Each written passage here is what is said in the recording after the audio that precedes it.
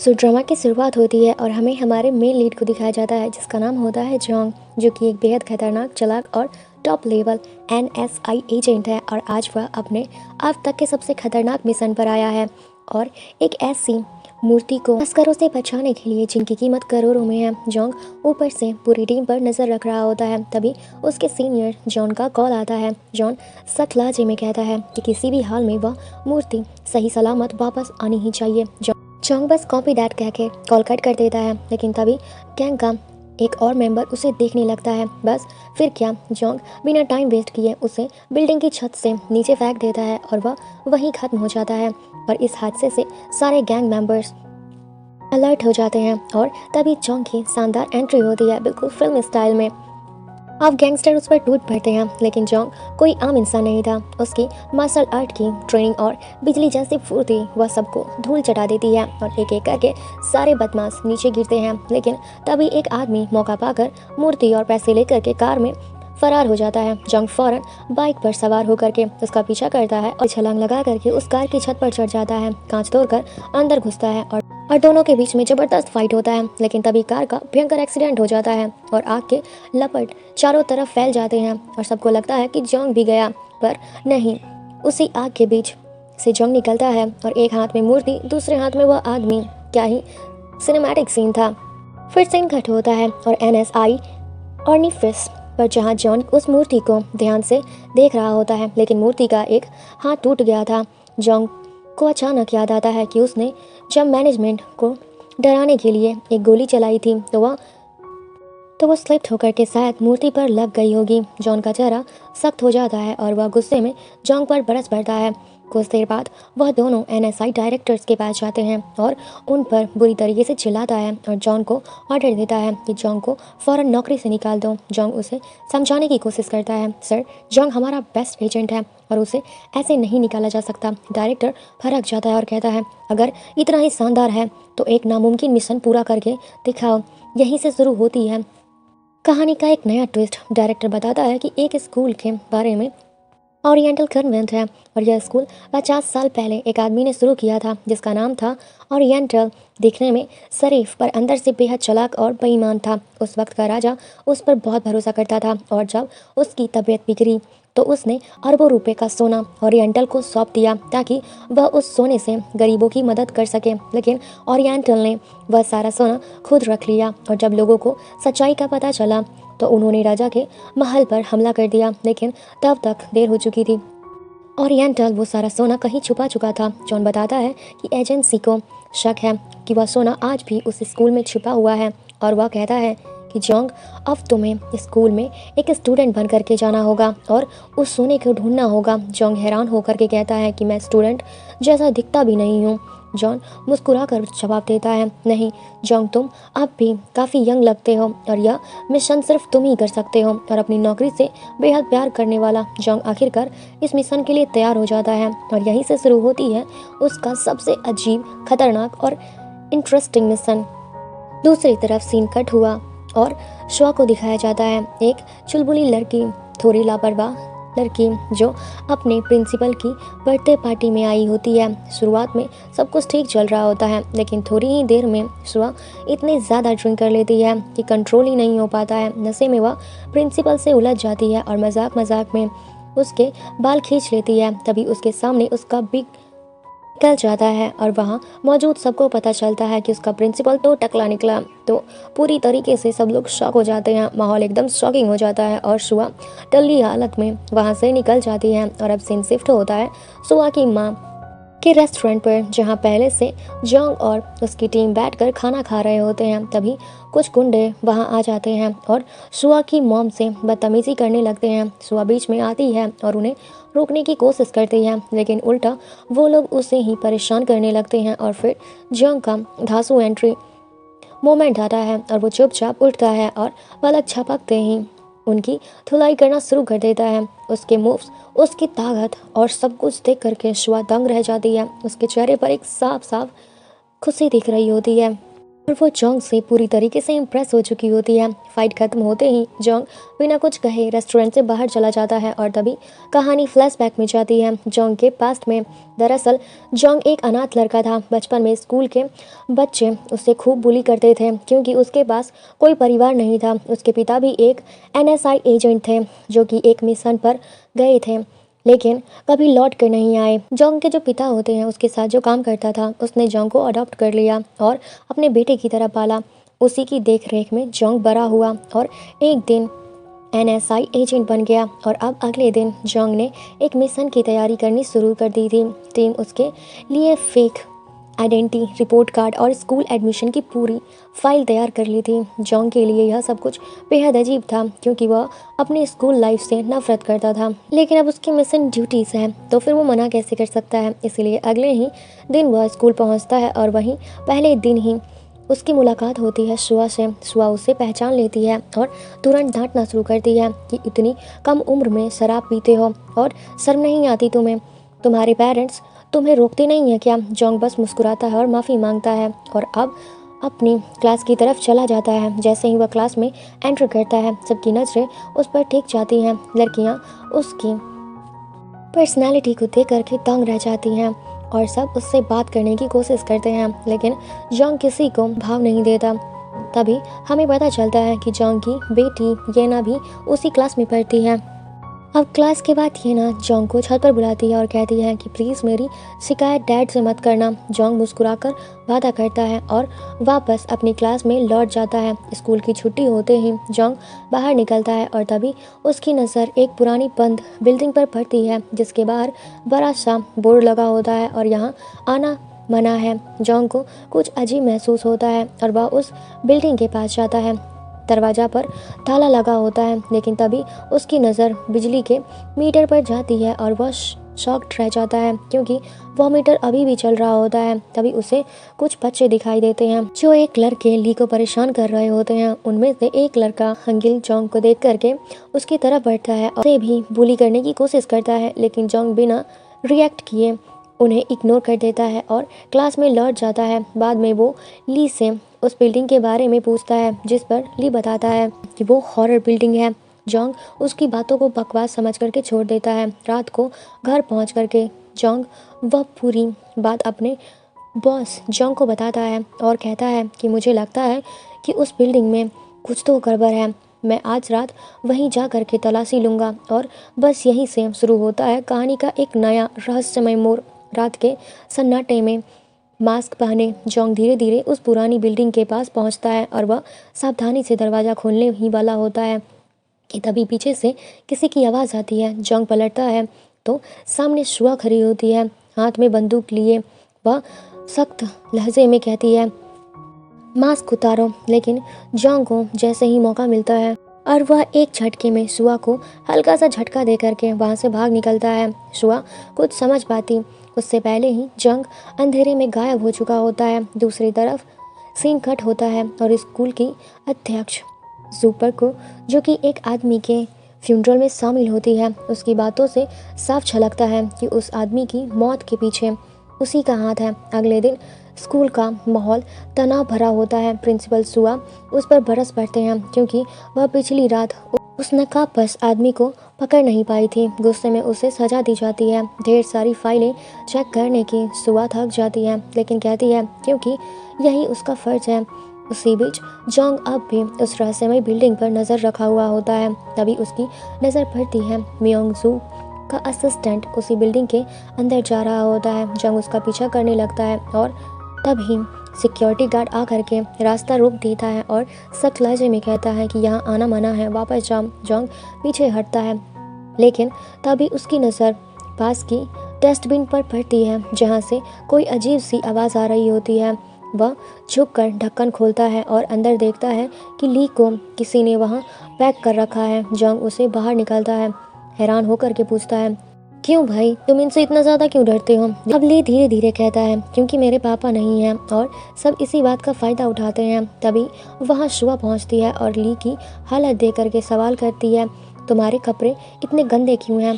ली झूठ बोल देता है कि मैम मैं यहाँ सफाई कर रहा था। शुआ थोड़ा शक करती है लेकिन कुछ कहती नहीं। फिर वह जॉन्ग को अपने ऑफिस में बुला करके पूछती है, तुम ली को तंग तो नहीं कर रहे? तो जॉन्ग मुस्कुरा कर जवाब देता है, नहीं, वह तो मेरा अच्छा दोस्त है। शुआ कुछ पल उससे घूरती है और फिर जाने देती है। जॉन्ग वहाँ से निकल करके ली के साथ बैठ करके लंच करने लगता है।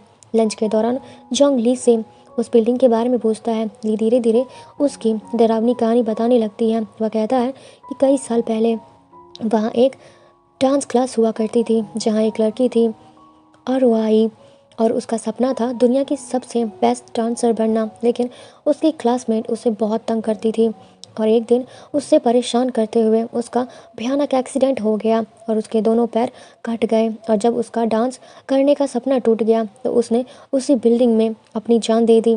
ली की आवाज़ कांपने लगती है और फिर पकड़े जाने के डर से उसकी क्लासमेट ने उसकी लाश वहीं पे बेसमेंट में दफना दी। उसके बाद से सबको वहाँ उसकी आत्मा दिखाई देने लगी और तभी से वह जगह हॉरर कहलाने लगी। और जॉन्ग को यह सब सुन करके बिल्कुल भी भरोसा नहीं होता है। वह कहता है यह सब फालतू की बातें हैं। ली कुछ नहीं कहता, बस अपना फ़ोन निकाल करके एक वीडियो दिखाता है जिसमें वह खुद उस बिल्डिंग के अंदर गया था और उसी वीडियो में दिखाता है एक बिना पैरों वाली लड़की जो उसके सामने अचानक प्रकट होती है। और वह सीन देख करके जॉन्ग भी एक पल के लिए ठहर सा जाता है, लेकिन उसका ध्यान वीडियो के एक और हिस्से पर जाता है जहां उससे एक सीक्रेट डोर दिखता है जिस पर भारी ताला लगा हुआ है। और वह तुरंत डिसाइड करता है कि आज रात वह फिर से उस बिल्डिंग में जाएगा और उस दरवाजे का राज पता लगाएगा। लेकिन तभी माहौल बदल जाता है और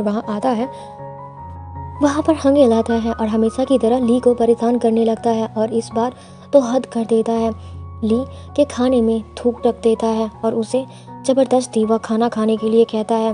ली बेबस होकर के खाना उठाता है लेकिन तभी जॉन्ग उसका हाथ पकड़ लेता है और सबके सामने जॉन्ग गुस्से में हंगेल की ज़बरदस्त पिटाई कर देता है। पूरा स्कूल चौंक जाता है लेकिन बाकी बच्चे खुश होते हैं क्योंकि हंगेल हमेशा उन्हें परेशान किया करता था। बट तभी वहाँ शुआ आ जाती है और सबके सामने जॉन्ग को पकड़ लेती है। वह गुस्से में कहती है कि तुम सारी हदें पार कर रहे हो, पहले शराब पीना और अब बच्चों को मारना, आखिर तुम्हें हो क्या गया है? जॉन्ग कुछ पल चुप रहता है और फिर शांत लहजे में अपने साइड की पूरी कहानी बताता है और बिना कुछ कहे बोले वहाँ से चला जाता है। आज रात जब वह हॉन्टेड बिल्डिंग में दोबारा कदम रखेगा तो उससे सिर्फ सफाई नहीं बल्कि मौत के साये का भी सामना करना पड़ेगा। दूसरी तरफ हंगेल अपनी बेइज्जती का बदला लेने के लिए ली के घर पहुंचता है और वह उसकी दादी से स्कॉलरशिप के बहाने उसका पासपोर्ट ले लेता है और अब हमें आगे पता चलेगा कि वह इस पासपोर्ट का क्या करने वाला है। और रात होते ही जॉन्ग फिर से उस रहस्यमयी बिल्डिंग की तरफ निकल पड़ता है लेकिन तभी ली वहाँ पर आ जाता है और जिद करने लगता है कि वह भी उसके साथ अंदर जाएगा। मजबूरी में जॉन्ग उससे साथ ले जाता है और अंदर पहुँचते ही उन्हें एक अजीब सा आदमी दिखाई देता है जो हथौड़े से कुछ काम कर रहा होता है। और जैसे ही वह जॉन्ग को देखता है वह घबराकर उस पर हथौड़ा फेंकने लगता है और भाग जाता है। जंग उसे पकड़ने की कोशिश करता है लेकिन वो आदमी काफ़ी दूर निकल जाता है और इसके बाद जंग उस सीक्रेट डोर के पास आता है और अपने टूल्स की मदद से लॉक खोलने की कोशिश करता है। दरवाज़ा खोलते ही जो नज़ारा सामने आता है उसे देख करके जंग पूरी तरीके से शॉक रह जाता है। कमरे में हर जगह ढेर सारे डॉक्यूमेंट्स लगे होते हैं जिसमें गोल्ड से जुड़ी डिटेल लिखी होती है। और तब जॉन्ग को समझ में आता है कि स्कूल की अध्यक्ष मियांग जो खुद उस गोल्ड को ढूंढ रही है और उसे भी नहीं पता है कि वह कहाँ पर छुपा हुआ है। जॉन्ग सारे डॉक्यूमेंट की तस्वीर खींचता है और अपनी सीनियर टीम को रिपोर्ट करने के बाद वहाँ से निकलने ही वाला होता है कि उसकी नज़र अचानक एक असली स्केलेटन पर पड़ती है। कैमरे के जरिए मियांग जो यह सब लाइव देख रहा होता है। स्केलेटन देख करके ली डर जाता है और डर के मारे कांपने लगता है और पुलिस को बुलाने की बात करता है लेकिन जॉन्ग उसे झूठ बोल देता है कि यह तो नकली है। तभी सियोंग जो अपने असिस्टेंट को वहां भेजती है जो पूछता है कि आखिर वो लोग यहाँ पर क्या कर रहे हैं। जॉन्ग तुरंत झूठ बोल देता है कि वह तो बस उस घोस्ट वाली स्टोरी को एक्सप्लोर करने के लिए आया था और वह माफ़ी मांग करके वहाँ से निकल जाता है। पर घर पहुँचकर जोंग अपनी टीम को वह सारी फोटो और फाइलें दिखाता है और बताता है कि वह स्केलेटन किसी और का नहीं बल्कि ओरिएंटल का है। और अब जोंग उन्हें समझाता है कि शायद ओरिएंटल ने इस भूत की कहानी को हमारे लिए एक पहेली की तरह छोड़ दिया है। और अब जोंग उन्हें समझाता है कि शायद ओरिएंटल ने इस भूत की कहानी को हमारे लिए एक पहेली की तरह छोड़ दिया है और अगर हम उसे सॉल्व कर पाएँ तो शायद उस गोल तक पहुंच सकते हैं। और अगले दिन जोंग वॉचमैन के पास जाकर के पूछता है कि क्या रात में वही उन सब पर हमला कर रहा था। वॉचमैन पहले तो मना करता है लेकिन फिर सच बताता है कि उसकी बिल्ली एक दिन उस बिल्डिंग में चली गई थी और जब वह उसे ढूंढने के लिए अंदर गया तो उसने वह स्केलेटन देखा और डर के मारे भाग गया और वही वीडियो ली ने रिकॉर्ड किया था। दूसरी तरफ ली को पता चल जाता है कि होंगो ने उसकी दादी को झूठ बोल करके पासपोर्ट लिया है तो वह किसी तरह पासपोर्ट उससे वापस ले आता है। लेकिन उसी शाम पुलिस उसके घर पहुंचती है और उसकी दादी को अरेस्ट कर लेती है और असल में होंगेल उस पासपोर्ट का इस्तेमाल करके एक इलीगल वेबसाइट चला रहा था और अब ली की दादी उसमें फंस चुकी थी। और जब यह बात सुआ को पता चलती है तो वह तुरंत समझ जाता है कि यह सारा खेल होंगल का है और उसकी शिकायत प्रिंसिपल से कर देती है। और अगले दिन मीटिंग बुलाई जाती है और अब जैसे ही होंगल को इसका पता चलता है वह ली को धमकाता है कि अगर उसने उसके खिलाफ कुछ भी कहा तो उसकी दादी हमेशा के लिए जेल में सड़ती रहेगी। मीटिंग में मियोंग जूली से पूछता है कि क्या होंगेल उससे परेशान करता है लेकिन डर के मारे ली सच बोलने की हिम्मत नहीं जुटा पाता। उल्टा कह देता है कि उसे तो जोंग परेशान करता है जबकि वह ऐसा कहना नहीं चाहता था लेकिन डर की वजह से चुप रह जाता है। और इस तरीके से जोंग फिर से एक बार सजा से बच निकलता है। रात में जोंग ली से मिलता है और सीधे पूछता है कि होंगल ने तुम्हें झूठ बोलने के लिए मेरे लिए मजबूर किया था। जिस पर ली उदास होकर के कहता है हाँ, उसने मुझे जान से मारने की धमकी दी थी। मैं तो एक लूजर हूँ जोंग, मुझे अपनी दादी की फिक्र थी इसलिए मुझे झूठ पर झूठ बोलना पड़ा। अगले ही सुबह स्कूल में जोंग पर मारपीट करने के आरोप में लगते हैं और उससे सस्पेंड करने का ऑर्डर निकलता है और अपनी सफाई पेश करने के लिए उसे मीटिंग में बुलाया जाता है। लेकिन अब जोंग के पास एक ही रास्ता बचता है, अपनी टीम की मदद लेना। टीम की मदद से वह उस लोकेशन का ट्रैक कर लेता है जहां से हंगल और उसका दोस्त इलीगल वेबसाइट चला रहे होते हैं। जोंग वहां पहुंच करके उन्हें रोकता है और कहता है कि अब बस बहुत हुआ, मेरे साथ चलो। लेकिन हंगल का दोस्त उसे बच्चा समझकर मजाक उड़ाने लगता है और अपने आदमियों को उसे पकड़ने का ऑर्डर दे देता है। पर जोंग कोई आम लड़का नहीं था, वह एक ट्रेन फाइटर था और वह एक ही पंच में वहाँ के सबसे ताकतवर आदमी को गिरा देता है और उसकी ताकत देख करके सबके चेहरे उतर जाते हैं और वहाँ मौजूद सारे गुंडे जान बचा करके भाग जाते हैं। हंगेल का दोस्त भी डर के मारे कांप जाता है। जोंग उससे बेहोश करके अपने साथ स्कूल ले जाता है और मीटिंग में सबके सामने पेश करता है और फिर वह पूरी सच्चाई खोल देता है कि कैसे होंगेल ने ली को ब्लैकमेल किया था, उसकी दादी को फंसाया और खुद उस इलीगल वेबसाइट के पीछे था। अब मियोंग जो सब कुछ सुन करके ली से पूछती है कि क्या जोंग सच बोल रहा है। इस बार ली डरता नहीं है और आंखों में आंसू लिए वह कहता है जी, जोंग सच बोल रहा है, मुझे हमेशा हंगेल ही परेशान करता था। और यह सुनकर तुरंत डिसाइड करता है कि हंगेल को स्कूल से सस्पेंड किया जाएगा। और अब कहानी एक नए मोड़ पर आती है और अब अगले दिन जोंग दूसरे हंटेड स्टोरी के बारे में पता लगाने की कोशिश करता है और ली से पूछता है। ली बताता है 3 साल पहले यहाँ एक क्लास में 2 टॉपर लड़कियाँ थीं, दोनों एक दूसरे से बेहद जलती थीं। मेन एग्जाम में टॉप करने की दीवानगी थी। एक लड़की ने दूसरी को छत से धक्का दे दिया और तभी से उस लड़की की आत्मा क्लास की घड़ी में कैद हो गई है। और इसी बीच ली की मदद करते करते जोंग और शुआ काफ़ी क्लोज आ जाते हैं और शुआ को उसके लिए फीलिंग्स आने लगती हैं। दूसरी तरफ जोंग उस घड़ी के पास पहुंचता है और उसी बिल्डिंग से मिली चाबी से खोलने की कोशिश करता है लेकिन ताला नहीं खुलता।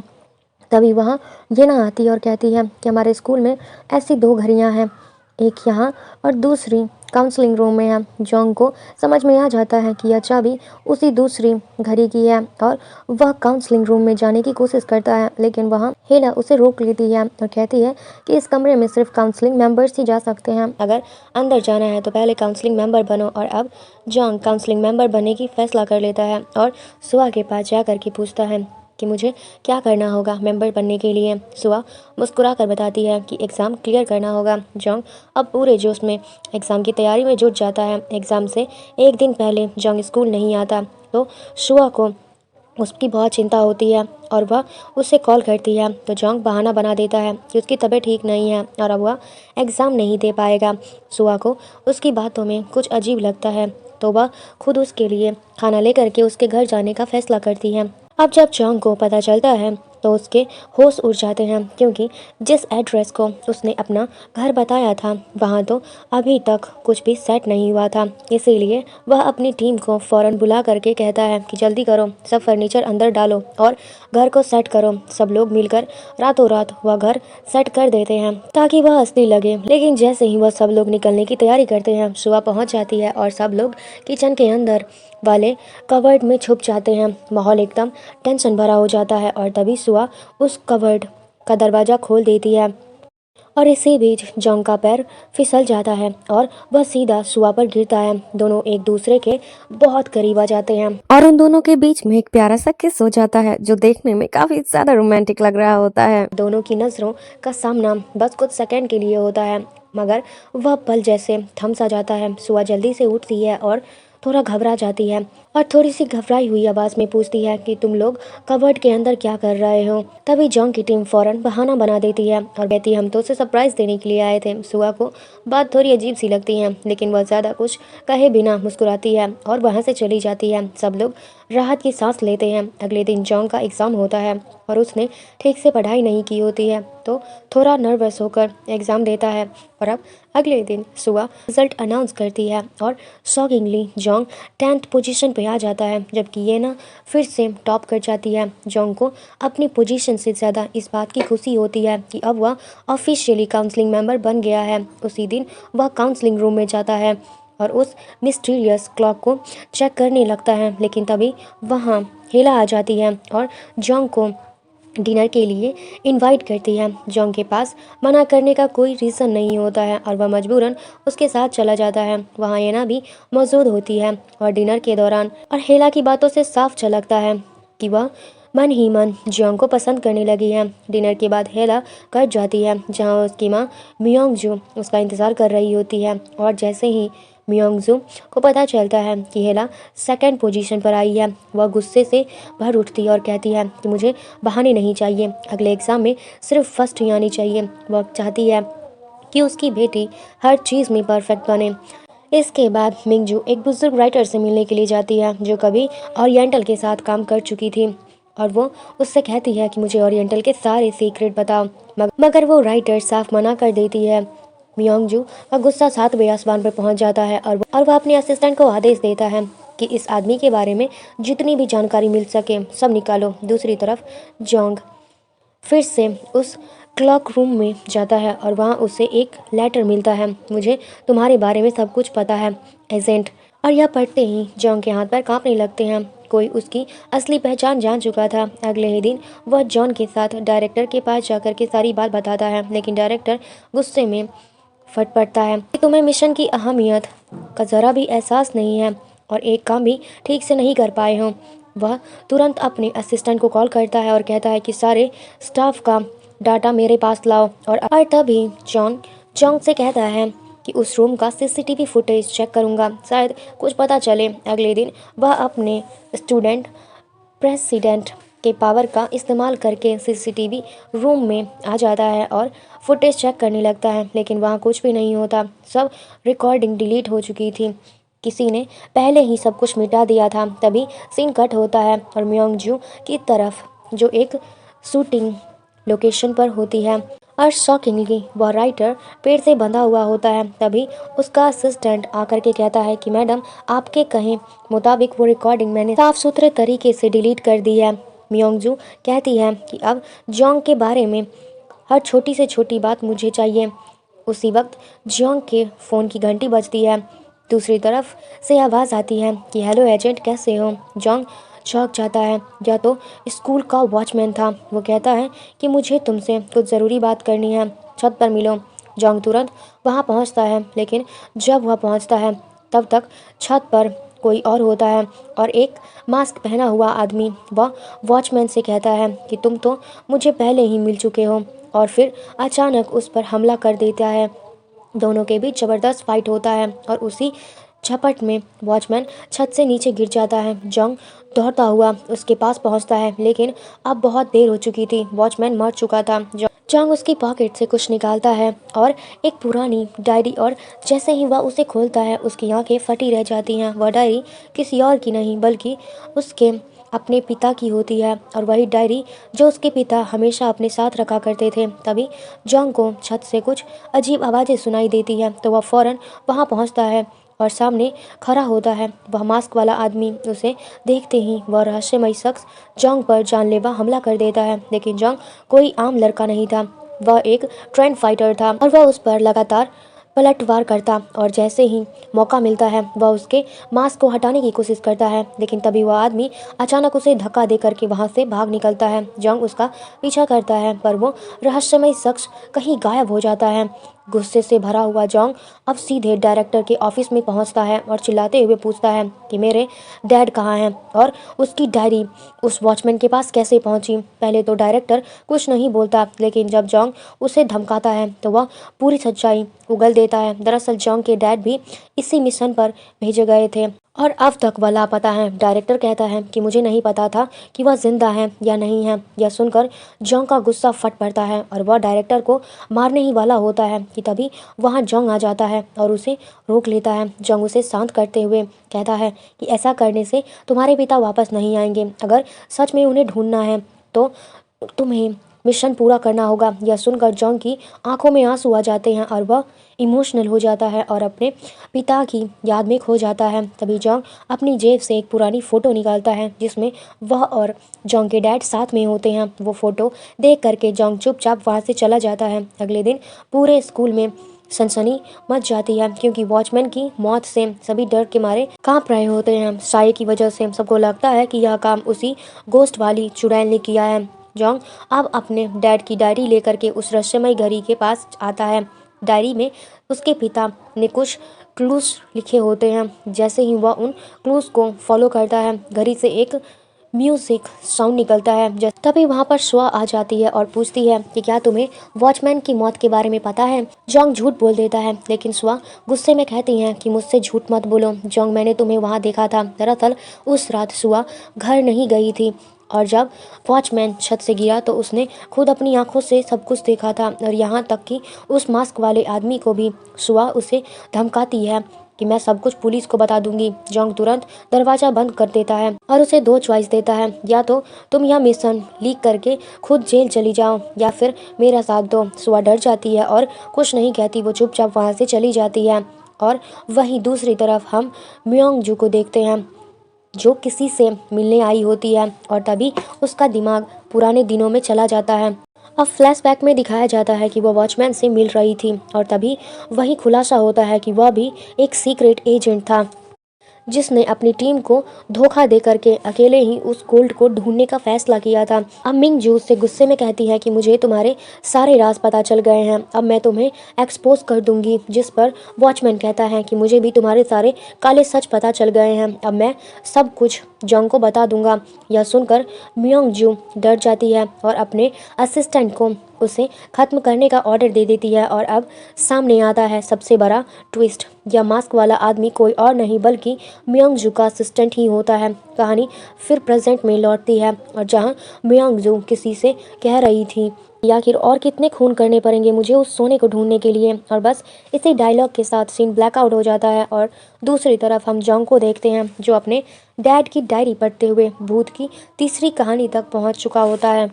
एक ऐसी कहानी जिसमें एक पियानो का जिक्र होता है और उसी के अंदर छुपा होता है गोल्ड का अलग क्लू। और यह जानकर जोंग तुरंत शुआ को बताता है, जिस पर शुआ कहती है वह पियानो शायद मिंग जू के ऑफिस में रखा हुआ है, लेकिन वहां तक पहुंचना लगभग नामुमकिन है। जोंग सोच में पड़ जाता है और पूछता है कि क्या ऐसा कोई तरीका नहीं है जिससे हम वहां तक पहुंच सकें। तभी शुआ बताती है कि अगले हफ्ते स्कूल में एक ग्रैंड पार्टी है और शायद उसी दिन तुम्हें मौका मिल पाएगा उस पियानो को चेक करने का। यह सुनकर जोंग उसकी बात मान लेता है और अपनी पूरी टीम को इकट्ठा करके सुआ से मिलवाता है और फिर सब मिल करके परफेक्ट प्लान बनाना शुरू करते हैं। जोंग बताता है कि उन्होंने वहाँ की पूरी सिक्योरिटी सिस्टम का पता लगा लिया है और वह सबको समझाता है कि जब सारे लोग नीचे पार्टी में बिजी होंगे तभी तुम्हें और शुआ को ऊपर वाले कमरे में घुसना होगा और वह रूम सिर्फ म्योंग जू के फिंगरप्रिंट से ही खुलता है। लेकिन याद रखना, जैसे ही तुम अपनी फिंगरप्रिंट लगाओगे उसका नोटिफिकेशन सीधा मियोंग जू के पास चला जाएगा। तभी जोंग की टीम में से एक लड़की बोलती है कि उसकी चिंता मत करो, मैं उसका फ़ोन हैक कर लूँगी और वह नोटिफिकेशन डिलीट कर दूँगी। इसी बीच जोंग सुआ को फाइट टेक्निक सिखाने लगता है और इन्हीं पलों में दोनों एक दूसरे के बेहद क्लोज आ जाते हैं। और तभी प्यारा सा ट्वीट सामने आता है और पता चलता है कि बचपन में यह दोनों एक ही क्लास में पढ़ते थे, लेकिन अब दोनों के नाम बदल चुके हैं, इसीलिए एक दूसरे को पहचान नहीं पाए हैं। और अब कहानी आती है पार्टी नाइट पर, जहाँ हर तरफ रोशनी, म्यूज़िक और ग्लैमर का माहौल होता है। म्योंगजू अपने ऑफिस में तैयार हो रही होती है और तभी उसे एक कॉल आता है। कॉल देख करके उसके चेहरे पर अलग सी स्माइल फैल जाती है, मानो वह किसी बड़े गेम की प्लानिंग कर रही हो। उधर जोंग और उसकी टीम पार्टी में पहुंचते हैं और वेटर बनकर एंट्री कर लेते हैं, जबकि जॉन और फातिमा बाहर खड़ी एक बैंड से पूरा मिशन कंट्रोल कर रहे होते हैं। पार्टी में जोंग की नज़र सुआ पर पड़ती है, जो आज पहले से कहीं ज़्यादा खूबसूरत लग रही होती है। उसे देखकर जोंग के बचपन की यादें ताज़ा हो जाती हैं, जब वह दोनों 10 साल के थे और एक दूसरे को प्रपोज किया था। और अब प्रेजेंट में सुआ शर्माते हुए पूछती है कि मैं कैसी लग रही हूँ, जिस पर जोंग कूल बनते हुए कहता है, हाँ ठीक ठीक लग रही हो। एफनी, जो पहली बार इतनी बड़ी पार्टी में आया होता है, हर डिश को टेस्ट करने लग जाता है। जॉन गुस्सा होकर के कहता है कि भाई मिशन पर ध्यान लगा, खाना बाद में खा लेना। तभी वहाँ म्योंग जू आती है, जो सबका वेलकम करती है और एक शार्प और पावरफुल स्पीच देती है, जिससे पूरा हॉल तालियों से गूंज उठता है। और इसी बीच जोंग सुआ को एक नेकलेस पहनाता है और कहता है कि इसमें कैमरा लगा है, अब जो भी होगा सब कुछ देख पाएंगे। और फिर वह उसे एक इंजेक्शन देता है और कहता है कि अगर कभी इमरजेंसी हो तो इससे अपनी रक्षा कर लेना। इसके बाद मियोंग जू अपने कुछ खास गेस्ट और पेरेंट्स को लेकर के ऊपर के एक सीक्रेट पार्टी के लिए चली जाती है। अब दूसरी तरफ हम हेला को देखते हैं, जो हल्का लंगड़ा रही होती है और चल रही होती है। दरअसल हील्स पहनने की वजह से उसके पैरों में जख्म आ गए थे और वो बाथरूम में जा कर के उस पर बैंडेड लगाने लगती है। तभी वहाँ पर गेना आती है और पूछती है कि तुम इतने दिनों से मुझसे ठीक से बातें क्यों नहीं कर रही हो, क्या हुआ है तुम्हें। हेला गुस्से में फट पड़ती है और कहती है, अपनी औकात में रहो, जितनी ज़रूरत है उतनी ही बोलो। गेना उसे शांत करते हुए कहती है कि मैं तो बस तुम्हारी मदद करना चाहती थी। लेकिन आज हेला का मूड ख़राब होता है और वह गुस्से में आती है, उसे एक ज़ोरदार थप्पड़ मार करके वहाँ से चली जाती है। और वहीं दूसरी तरफ एवनी आती है और कहती है कि अब मैं लाइट बंद करने जा रही हूँ, तुम्हारे पास सिर्फ 3 मिनट है और उसी टाइम के अंदर तुम्हें वह पियानो चेक करके वापस आना पड़ेगा। और यह कहकर वह सीधे स्विच बोर्ड की तरफ जाता है और पूरी बिल्डिंग की लाइट बंद कर देता है। और अंधेरे का फ़ायदा उठा करके जोंग और शुआ रूम के बाहर पहुंच जाते हैं और अब पासवर्ड डालने की कोशिश करते हैं, लेकिन रूम अनलॉक ही नहीं हो रहा होता है। तभी अचानक लाइट वापस आ जाती है और इस पर जॉन इवनी से कहता है कि तुमने तो 3 मिनट कहा था, यह तो मुश्किल से 1 मिनट भी नहीं हुआ, मिशन फेल होता है। यह देखकर एवोनी झट से एक्टिंग मोड में चला जाता है और वह सिक्योरिटी गार्ड के पास पहुंच करके गुस्से में कहता है कि तुम लोगों की लापरवाही की वजह से अंधेरे में मेरा पैर फिसल गया, देखो मेरी हड्डियां टूट गई हैं। और सबका ध्यान अपनी तरफ खींचने लगता है, पर गार्ड उससे नज़रअंदाज करके आगे बढ़ने लगते हैं। तभी वहाँ लीना आती है और दोनों मिल करके उन्हें डिस्ट्रैक्ट करने लगते हैं। और उधर जोंग और शुआ अब भी रूम खोलने की कोशिश कर रहे होते हैं। तभी कई गार्ड वहां पहुंच जाते हैं और अब उन पर अटैक होने लगता है, लेकिन इस बार जोंग किसी हीरो से कम नहीं दिखता है और वह गार्ड्स की जमकर पिटाई कर देता है और शुआ भी उसका साथ बखूबी देती है और दोनों मिलकर सबको नीचे गिरा देते हैं। और फिर जोंग जबरदस्ती लॉक तोड़कर अंदर जाता है और वहाँ रखी फाइलों को देखता है और वह फाइल खोलकर चेक करने लगता है, लेकिन उसे कुछ भी समझ में नहीं आता है। पियानो पर जिसकी एक की काम नहीं कर रही होती है। जॉन कहता है कि जोंग, तुम्हारा टाइम खत्म हुआ, अब एंट्री को डिलीट करके जल्दी बाहर निकलो। लेकिन जैसे ही जोंग उस फाइल को देखता है वह पूरी तरीके से शॉक रह जाता है, क्योंकि उस फाइल में उसकी सारी पर्सनल इन्फॉर्मेशन होती है जो लिखा होता है और वह एक सीक्रेट एजेंट है। उसके सारे मिशन, सारी डिटेल्स वहाँ मौजूद होती हैं और वह सोच में पड़ जाता है, अब म्योंगजू को हमारे बारे में इतनी डिटेल में कैसे पता है। शुआ उसे बाहर चलने को कहती है तो मजबूरन जोंग वहाँ से निकल पड़ता है, लेकिन अब उसके दिमाग में सिर्फ एक बात घूम रही होती है कि उसकी टीम में कोई एक ट्रेडर है जो सारी इन्फॉर्मेशन मोंगजू तक पहुंचा रहा है। और रास्ते में सब कार में होते हैं। जॉन नोटिस करता है कि जोंग बहुत परेशान हो रहा है। पूछने पर भी वह कुछ भी नहीं बताता और घर पहुंचकर गाड़ी से उतर जाता है। वहीं शुआ जाकर उस पहेली को सॉल्व करने लग जाती है।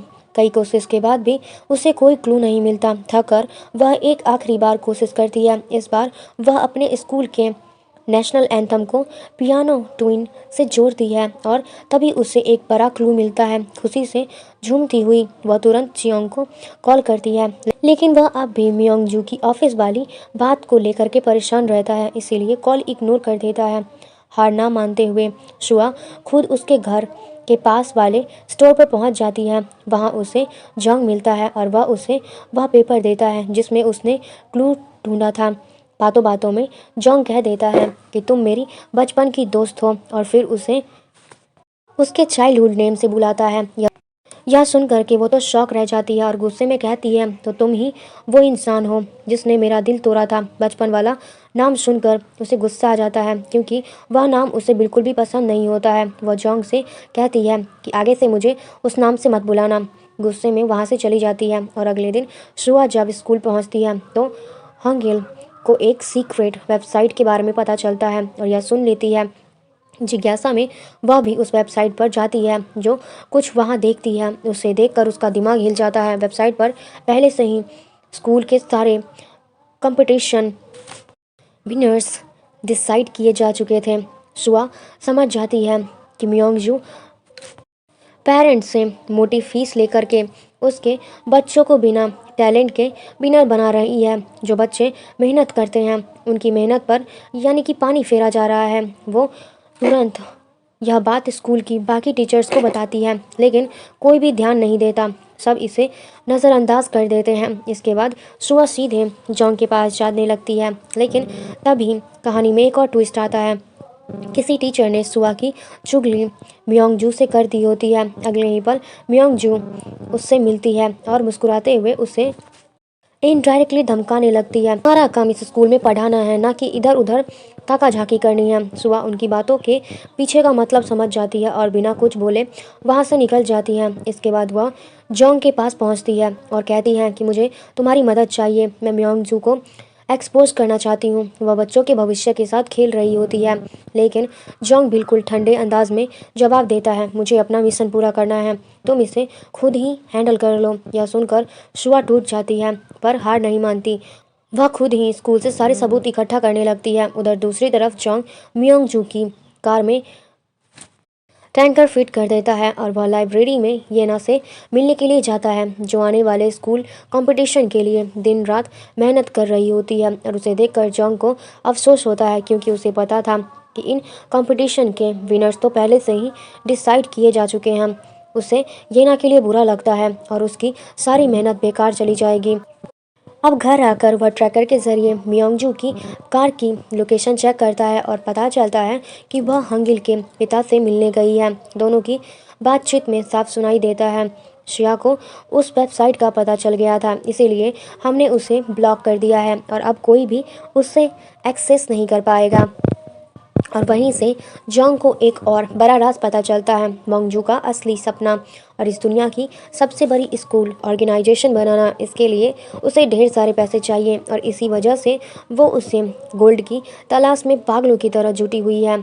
और यह सारी बातें जोंग ट्रैकर के ज़रिए सुन लेता है। इसके बाद वह शुआ से मिलने के लिए आता है और वह कहता है कि तुम उस स्कूल के खिलाफ क्यों जा रही हो, तुम्हें तो यहाँ परमानेंट टीचर बनना है ना। जिस पर शुआ बताती है, भविष्य मेरी नौकरी से ज़्यादा ज़रूरी है। उसके जज्बे को देख करके जोंग भी उसका साथ देने का फैसला करता है और वो कहता है कि अब यहाँ रिसर्च करना खतरनाक हो सकता है। दोनों सारे सबूत इकट्ठा करते हैं और जोंग के घर पहुँच करके रात भर उन्हें ध्यान से चेक करते रहते हैं, लेकिन उन्हें कुछ खास नहीं मिलता। अगले दिन जोंग यह बात अपनी टीम को बता देता है कि स्कूल की वेबसाइट पर पहले से ही चीटिंग हो रही है, लेकिन यह सुनकर जॉन बुरी तरीके से भड़क जाता है। तुम्हारा मिशन गोल्ड बार ढूंढना है, ना कि चीटिंग स्कैंडल पकड़ना।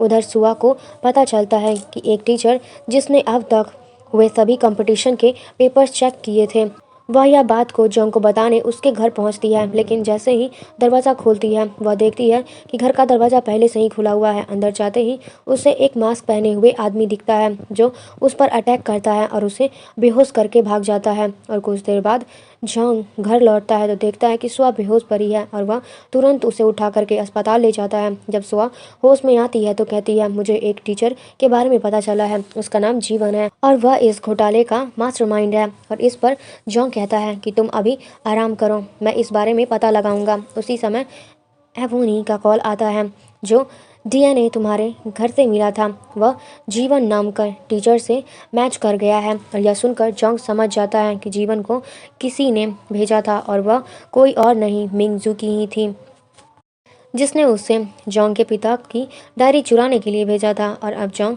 सीधे जीवन से मिलने के लिए जाता है और कहता है कि अगर जेल नहीं जाना चाहते हो तो मंगजू के खिलाफ बयान दे दो। और वह उसे पकड़कर अपने सेफ हाउस में ले जाता है और इसकी जानकारी जोंग को दे देता है। और जीवन हमारे सेफ हाउस में है, और यह कहकर वह कॉल कट कर देता है। लेकिन सच में घर नहीं जाता है, वह वहीं जॉन का इंतज़ार करने लगता है। पर रात बीत जाती है और जॉन वहां आता ही नहीं। अगले ही दिन कहानी में आता है एक बड़ा ट्विस्ट। जीवन पुलिस के सामने मीचू के खिलाफ बयान दे देता है और तुरंत ही वह अरेस्ट हो जाता है। इसके बाद जॉन सीधा जॉन से मिलने के लिए और कहता है कि आप पर शक किया जा रहा है, सॉरी। जिस पर जॉन मुस्कुराते हुए जवाब देता है कि हम सब एक ही फैमिली के हैं और तुम्हारा शक करना भी गलत नहीं था। उधर स्कूल में शुआ को सब लोग शाबाशी देते हैं कि उसने इस बड़े घोटाले को एक्सपोज किया है, लेकिन कहानी यहीं ख़त्म नहीं होती है। अगले ही दिन स्कूल में इन्वेस्टिगेशन के लिए एक एक्सपर्ट टीम आने वाली होती है और प्रिंसिपल शुआ को कहता है कि वह उस टीम को लीड करें। अगले दिन जैसे ही टीम स्कूल के अंदर एंट्री करती है, शुआ की आंखें फटी की फटी रह जाती हैं, क्योंकि उस टीम में म्योंग जू खुद मौजूद होता है। और हाँ, उसने पुलिस को पैसे खिला करके खुद को छुड़ा लिया होता है। उसे देख करके सिंह भी पूरी तरीके से शॉक रह जाता है। म्योंग जू चालाक मुस्कान के साथ उसके पास आती है और कहती है कि कैसा लगा मेरा सरप्राइज। इतना कहकर वह उसका आईडी कार्ड छीन लेती है और उसके बैच को फाड़ करके ज़मीन पर गिरा देती है। इसके बाद वह जोंग को सस्पेंड कर देती है। जोंग गुस्से में पूछता है कि तुम पुलिस से बचकर कैसे आई हो, जिस पर म्योंगजू ठंडे लहजे में जवाब देती है कि पैसे में वह ताकत होती है जो किसी का भी मन खरीद सकती है। और अब स्कूल में इतने सख्त रूल्स लागू कर देती है कि कोई उसके खिलाफ बोल ही नहीं सकता। सभी टीचर्स और स्टूडेंट्स जोंग के पास आते हैं और कहते हैं कि हम तुम्हारे साथ हैं, लेकिन जोंग उन्हें रोक देता है और कहता है कि मेरे लिए तुम अपना भविष्य खतरे में मत डालो। यह कहकर वह चुपचाप स्कूल छोड़ देता है और इसके बाद वह अपनी टीम से मिलता है और पूरी सिचुएशन बताता है। तभी अचानक एजेंसी के टॉप ऑफिसर्स वहां रेड डालते हैं और जोंग को ज़बरदस्ती कस्टडी में ले लेते हैं, लेकिन कोई भी उसकी नहीं सुनता। उसी वक्त म्योंग जू का कॉल आता है कि कैसा लगा मेरा दूसरा सरप्राइज, और अगर अब मेरे काम में टांग अड़ाया तो अंजाम बिल्कुल भी अच्छा नहीं होगा। और अब वह कॉल काट देती है। गुस्से में वह बेबसी में जोंग शुआ से मिलने के लिए पहुंचता है। शुआ उसे हिम्मत देती है और अब तुम्हें अपना मिशन भी तो पूरा करना होगा, पीछे हटने का वक्त नहीं है। अब दोनों मिल करके अगले क्लू की तलाश में जुट जाते हैं। घंटों मेहनत करने के बाद आखिरकार उन्हें जवाब मिल ही जाता है कि वह गोल्ड और कहीं नहीं बल्कि ओरिएंटल की मूर्ति के अंदर छुपा हुआ है। अगले दिन जोंग शुआ की मदद से डिलीवरी बॉय बनकर स्कूल में घुसता है और उस मूर्ति को गौर से देखने लगता है और तभी शुआ गलती से उस मूर्ति को टच करती है और देखते ही देखते उसका आधा हिस्सा घूम जाता है। जोंग समझ जाता है कि हाँ, सोना यही है, लेकिन तभी अचानक स्कूल का प्रिंसिपल वहाँ आ जाता है। हेलमेट पहने होने की वजह से वह जिंग को पहचान नहीं पाता है और सुबह चतुराई से उसे वहाँ से भगा देती है। दूसरी तरफ म्योंगजू उस गोल्ड डीएक्टिवेटर मशीन को लेकर के स्कूल के अंदर सोने की तलाश कर रही होती है, लेकिन उसे कुछ भी नहीं मिलता। वह गुस्से में अपने असिस्टेंट को हुक्म देती है कि किसी भी कीमत पर वह गोल्ड मुझे चाहिए। इसके बाद जोंग और शुआ अपनी टीम के साथ एक रेस्टोरेंट में बैठ करके पूरा मिशन प्लान करते हैं और यहाँ जॉन उन्हें बताता है कि एजेंसी का डायरेक्टर खुद म्योंगजू के साथ मिला हुआ है, इसीलिए अब उनके पास कोई आधिकारिक सपोर्ट नहीं है। लेकिन जोंग हार नहीं मानता। तभी वहाँ शुआ की मॉम पहुँचती है और सच सामने आता है और वह कोई आम औरत नहीं बल्कि एक गैंगस्टर माफिया है। और यह जानकर शुआ तंग रह जाती है और उसे अपनी मॉम की इस दुनिया के बारे में कुछ भी नहीं पता था। फिर शुआ की मॉम जोंग को अपने पुराने गैंग के पास ले जाती है जो कभी उसके साथ काम करता था और अब सब कुछ साफ प्लान बनाते हैं और आज रात हम स्कूल पर हमला करेंगे और वह गोल्ड किसी भी कीमत पर ढूंढ निकालेंगे। रात होते ही पूरा ग्रुप हथियारों और ट्रैक गैंगस्टर से लैस होकर के स्कूल के अंदर घुस जाता है और वहां कब्जा जमा लेता है। वहीं दूसरी तरफ अब म्योंगजू को भी सारी बातें पता चल जाती हैं और वह गुस्से में तमतमाई स्कूल के अंदर पहुंचती है, लेकिन जैसे ही वह अंदर जाती है जिंग सीधा उसके सामने खड़ा हो जाता है और सख्त लहजे में कहता है कि यह एजेंसी की ऑफिशियली कार्रवाई है और अगर तुम बीच में आई तो मैं तुम्हें सीधा जेल में डाल दूंगा। यह सुनकर म्योंगजू आग बबूला हो जाती है और तुरंत डायरेक्टर को कॉल लगाती है, पर फ़ोन उठाती है फेटिमा, जो ठंडे स्वर में बोल देती है कि सॉरी डायरेक्टर, बिजी हूँ। और यह सुनकर म्योंगजू का गुस्सा और भी बढ़ जाता है। उधर जोंग उस मूर्ति के पास जाता है और उसे घुमाता है। तभी नीचे का एक सीक्रेट बेसमेंट का रास्ता खुल जाता है और वह नीचे उतरता है, पर बेसमेंट पूरी तरीके से खाली होता है। तभी उसकी नज़र एक पुराने स्केच बोर्ड पर पड़ती है और उसी पल उसका दिल टूट जाता है। वह फूट फूट कर रोने लगता है कि उस स्केलेटन के हाथ में वही घड़ी होती है जो जोंग ने बचपन में अपने डैड को गिफ्ट की थी। और यह सीन पूरा माहौल भावनाओं से भर जाता है। कहानी अब प्रेजेंट में लौटती है जहां म्योंगजू अपने गुंडों की पूरी फौज के साथ स्कूल पहुंचती है और वो जॉन से कहती है कि अगर जिंदा रहना है तो मेरे रास्ते से हट जाओ। और यह कह करके वह अंदर घुस जाती है सीधे उस सीक्रेट रूम में, लेकिन वहां पहुंचकर उसे शौक लग जाता है। सोना गायब था। गुस्से में वह चिल्लाती है और सोचती है कि ज़रूर जिंग ने सारा गोल्ड पहले ही निकाल लिया होगा। दूसरी तरफ जोंग अपने पिता के स्केलेटन को घर लेकर के आता है। पूरे शहर में दुख का माहौल हो जाता है। सब लोग उसके पिता की फ्यूनरल में आते हैं और उसे दिलासा देने की कोशिश में लग जाते हैं, लेकिन जोंग के मन में अब सिर्फ एक ही सवाल था कि आखिरकार मेरे डैड के साथ हुआ क्या था। और वह अपने पिता के शरीर में मिली गोली को फॉरेंसिक लैब में भेज देता है और अगले ही दिन रिपोर्ट आते ही जॉन और जोंग दोनों ही शॉक रह जाते हैं, क्योंकि गोली किसी और की नहीं बल्कि डायरेक्टर की थी। यानी कि जॉन के पिता के मौत के पीछे डायरेक्टर का ही हाथ था। और अब जॉन का गुस्सा काबू से बाहर हो जाता है। वह बिना कुछ सोचे डायरेक्टर के ऑफिस पहुंचता है और फाइल देने के बहाने उसके कमरे में घुस करके सीधा बंदूक उसकी तरफ तान देता है और अब सच सच बताओ, तुमने ही मेरे पिता को मारा है। लेकिन डायरेक्टर कुछ भी नहीं बताता, इनकार कर देता है। और तभी उसकी सिक्योरिटी टीम अंदर घुसती है और जोंग को पकड़ लेती है। तभी एंट्री होती है जोंग और उसकी टीम, जो कि भिड़ जाते हैं सिक्योरिटी से। लड़ने के बीच जॉन चिल्लाता है और जोंग भागो, और उसी पल शुआ आती है और जोंग को वहां से निकाल ले जाती है। उधर जो की हालत भी खराब हो रही थी। सोना ढूंढने में उसके लाखों रुपए वेस्ट हो चुके थे और अब वह स्कूल की फीस डबल करने का फैसला कर लेती है। असिस्टेंट समझाने की कोशिश करता है कि मैम ऐसा करोगे तो बच्चे हमारे खिलाफ हो जाएंगे, लेकिन मिंगजू ठंडी आवाज़ में कहने लगती हैं कि मुझे कोई परवाह नहीं है। इधर जोंग और जॉन में भिड़ जाता है। क्या तुम पागल हो गए थे? डायरेक्टर को मारने चले गए थे? अगर तुमने कुछ किया होता तो सब कुछ खत्म हो जाता। जोंग जवाब देता है कि मैं उसे मारने के लिए नहीं गया था, बल्कि उससे सच जानने के लिए गया था। फिर वह बताता है कि उसने डायरेक्टर का फ़ोन हैक कर लिया है और अब वह जिससे भी बात करेगा, जहाँ भी जाएगा, सब कुछ मुझे पता चल जाएगा। सीन कट होता है और हम देखते हैं म्योंग जू और डायरेक्टर को आमने सामने गुस्से में बहस करते हुए। डायरेक्टर चिल्लाता है, और तुमने ही सब गड़बड़ की है। याद है 20 साल पहले तुमने ही जोंग के पिता को गोली मारी थी और यह अब इल्ज़ाम मुझ पर डाल रहे हो।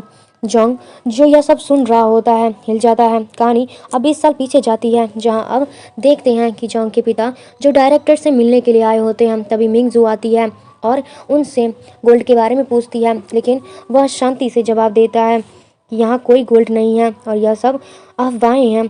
पर म्योंगजू कि उनकी बातों पर ज़रा भी भरोसा नहीं होता। गुस्से में वह बंदूक निकालती हैं और उन पर गोली चला देती हैं। घायल जंग के पिता वहां से किसी तरह भागते हैं, पेंटल की उस मूर्ति तक पहुंच जाते हैं। जैसे ही वह मूर्ति को घुमाते हैं, नीचे तहखाने का रास्ता खुलता है और वह अंदर जाते हैं और वहीं आखिरी सांस लेते हैं।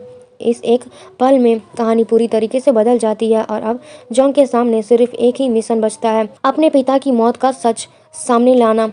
कहानी अब अपने आखिरी क्लाइमेट पर पहुंच जाती है, जहां डायरेक्टर म्योंग-जू को धमकी देता है, अगर इन सब में फंसा तो मैं तुम्हारे खिलाफ बयान दूंगा। और लेकिन जल्द ही वो वहाँ से चला जाता है।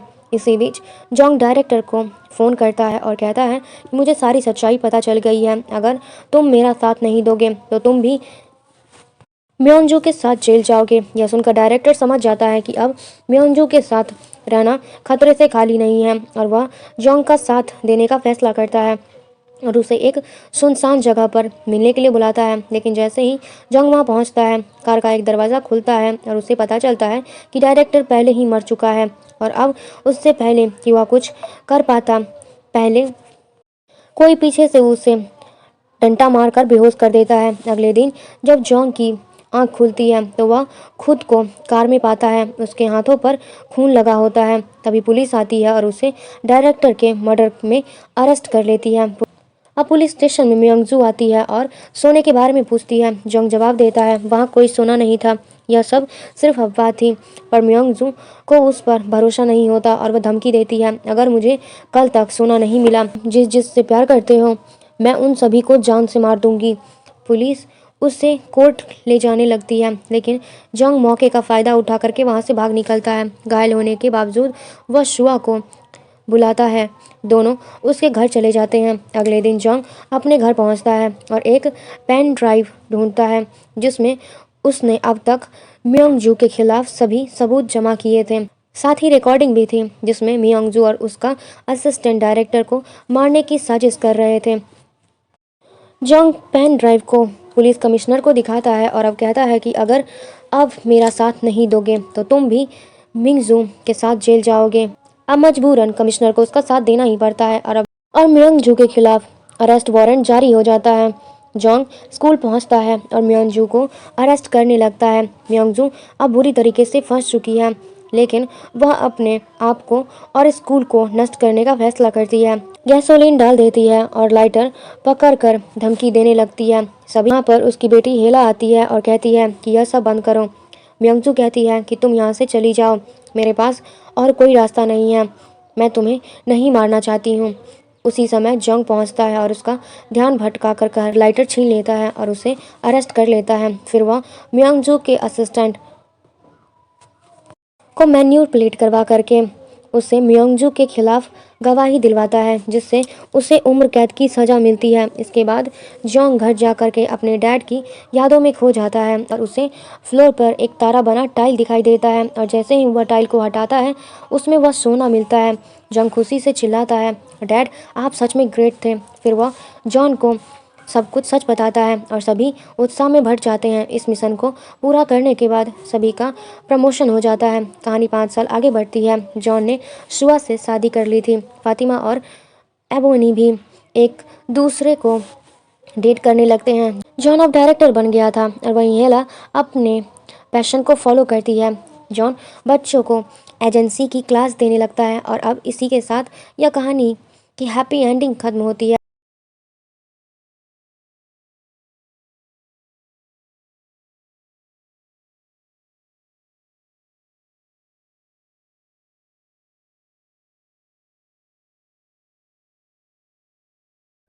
कहानी खत्म होने के बाद मैं आपसे कुछ कहना चाहती हूँ। अगर आपको मेरा वीडियो ज़रा-सा भी अच्छा लगता होगा तो please like, comment, share, subscribe ज़रूर कीजिएगा, क्योंकि इसके बाद मुझे थोड़ा मोटिवेशन मिलता है। और साथ में अगर मैं कुछ गलती कर रही हूँ, मेरा एक्सप्लेनेशन आपको बिल्कुल ही बकवास लग रहा है, या फिर किसी भी ऐसा पॉइंट पे जो कि आपको बहुत ही ज़्यादा अच्छा लग रहा है, तो ये सारी चीज़ें आप हमें कमेंट करके ज़रूर बताइएगा। और क्या आप मेरे वीडियोज़ को डेली देखते हो या फिर कभी-कभी देखते हो, या फिर मेरा आवाज़ आपको कैसा लगता है? सो इसी चीज़ के साथ आप मुझे कमेंट।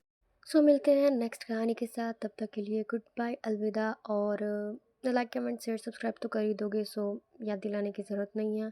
सो मिलते हैं अगली कहानी के साथ, तब तक के लिए बाय बाय, गुड बाय। अपना ध्यान रखें। Thank you for watching.